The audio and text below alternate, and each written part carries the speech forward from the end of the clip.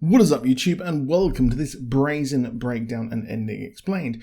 I will admit I have not seen Alyssa Milano in a movie for quite a while, but I really did adore Charmed, which is why I put this flick on.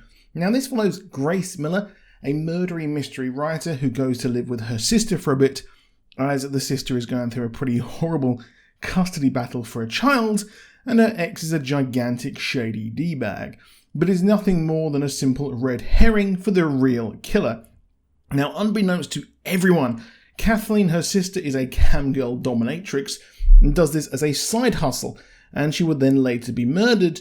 But the movie is pretty by the numbers, with a handsome cop happening to live next door and being a fan and having a crush on Grace, as he instantly white knights and agrees to help her with the murder investigation, despite being on a week off after solving a big cold case investigation.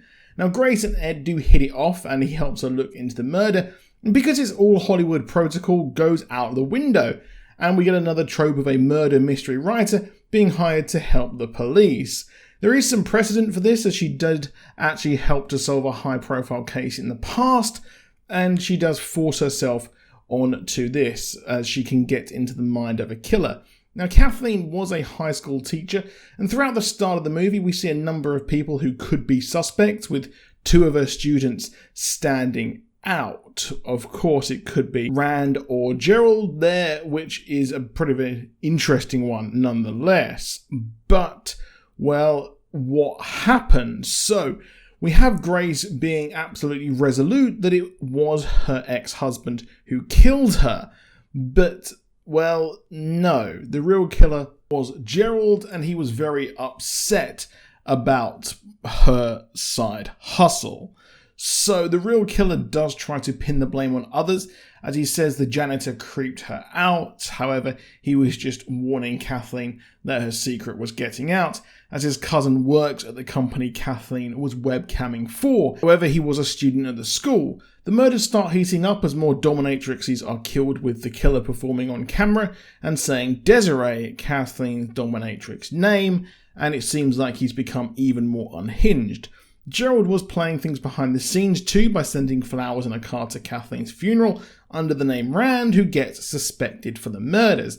But it turns out that he's dating the janitor's cousin and is gay, and were together at the time of the murders. However, Rand and Gerald fight, and ends up telling the police that the killer was obsessed with Kathleen, calling her my Kathleen.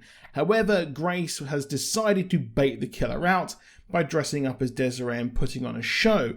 But the police in the meantime know who the killer is and arrive to take him out. Only, well, Grace gets the killer to confess on camera. But why did he do it? Well, he found out that Kathleen was a dominatrix. He was so upset as he saw her as the opposite of his horrible senator mother, and decided he wanted to kill her alter ego because he's an absolute crazy person.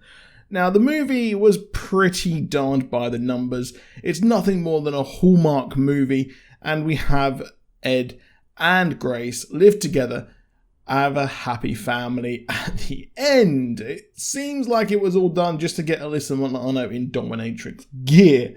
But yeah, it was an okay movie. Not terrible, just completely and utterly average. But that is it for this video. Just a short one there for you. Do drop a like down below. Do subscribe with notifications on. And I'll see you soon, and goodbye.